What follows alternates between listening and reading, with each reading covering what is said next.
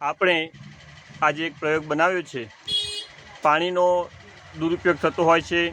દરેકના ઘરમાં આપણે પાણીની ટાંકી હોય છે। પાણીની ટાંકીમાં એક જ મેઇન પ્રશ્ન છે, પાણીની ટાંકી કેટલી ભરાય તે ખ્યાલ હોતો નથી। તેમજ પાણીની ટાંકી પૂરી ભરાય તેથી પાણી ઉભરાઈને બીજો વેસ્ટ જાય છે, તેમજ ઇલેક્ટ્રિકનો પણ બગાડ થાય છે। એનો એક આપણે વિકલ્પ લાવ્યા છીએ। અહીંયા એક ટાંકી બનાવી છે અને સેન્સરથી આપણે એક બતાવ્યું છે કે કેટલા ટકા પાણી ભરાયું છે। એ આપણે સેન્સર દ્વારા અહીં ત્યાં લાઇટ થશે। અહીંયા 25% પાણી ભરાય છે ત્યાં લાઇટ થશે, એવી રીતે 50%, 75% અને 100%। એટલે ટાંકીની અંદર પણ આપણે ટકાવારી ગોઠવી છે, તેમજ આ સેન્સરની અંદર પણ ગોઠવી છે। આપણે અહીંયા દેખીએ, પાણી વેરીને દેખીએ, પાણી રેડશે મિત્રો। અહીંયા દેખીશું પાણી રેડવાનું ચાલુ કર્યું।